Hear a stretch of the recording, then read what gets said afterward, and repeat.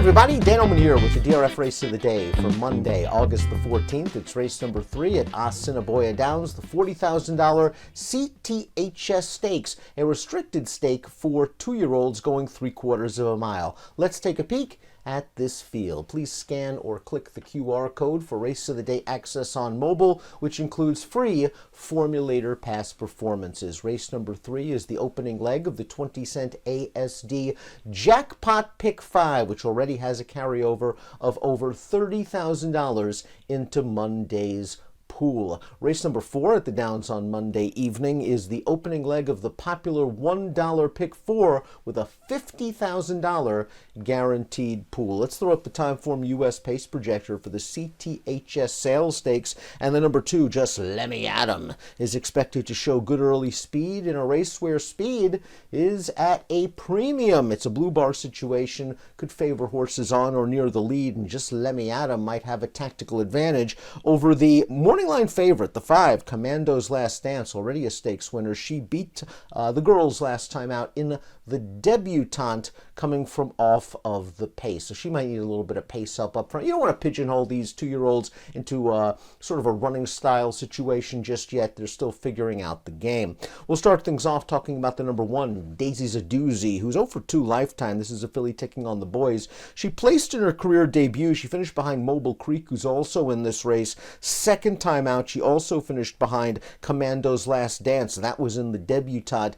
She's very lightly raced, as all of these 2-year-olds are. She has plenty of upside potential, but she's only byred 19 in each of her 2 lifetime starts. She's going to have to improve. She breaks on the inside, which can be an intimidating place for lightly raced individuals. Here's the 2, Just Lemme Adam, graduating second time out. And this was a good performance, going 4.5 furlongs. Rushed up along the inside to press the pace. He was odds on. He looked like an odds on shot in the stretch. He strides away to win by almost 5 lengths. He's earned Buyer's speed figures now in both races. A 50 in the race we just saw, a 51 in his career debut where he just got beat a neck. Both speed tries. The best Buyer's speed figure for everybody else in this race is a 39. So he is an omnifig from only 2 lifetime starts, and if he runs back to any of those numbers, he's going to be very tough. The 3 is Mobile Creek. This was a debut winner coming from on the pace, going 4.5 furlongs. Showed good speed. Tried to come from off of it last time out after being bumped at the start of the debutante. Now, she was favored at the debutante, and maybe just being bounced around at the break last time out completely took her out of her rhythm and out of her game. She didn't run as well, obviously, in the debutante as she did in her debut, but in her debut, she earned a 32 Buyer's speed figure. She showed that she has more speed than her most recent start. Why can't she get up close to the pace at a much better price this time around? Keep an eye on the 3, Mobile Creek. The 4 is Banker's Day. This one is removing blinkers after an unsuccessful debut. She wasn't really taking much money for that debut outing. She was an even 4th behind Just Lemme Adam. Just really never could wind things up from mid-pack or even further back.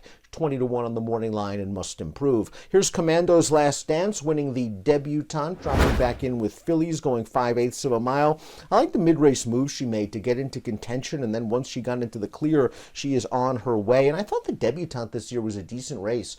The runner-up came back to run second against the boys in the graduation with a 37 Buyer's speed figure. Commando's Last Dance showed marked improvement from start 1 to 2. Acts like 6 furlongs isn't going to be a problem. And I like this outside post position for Commando's Last Dance.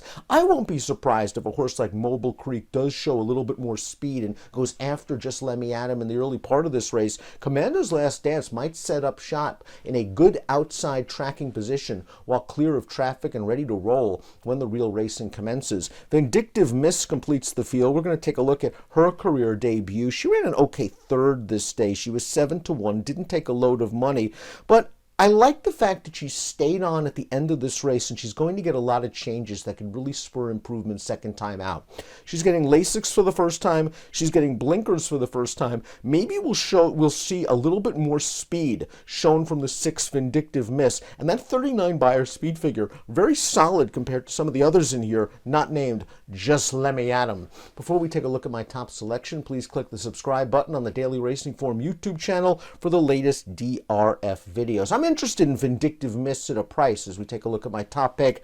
I think Just Let Me At 'Em, though, might have too much speed. And again, both buyers' speed figures tower over anything the rest of the field has ever earned. Maybe this horse is simply the best horse in the race and might get the best trip from up and on the pace. I'll go with Just Let Me At 'Em and the C.T.H.S. Sales Stakes, your DRF race of the day for Monday, August the 14th. Good luck.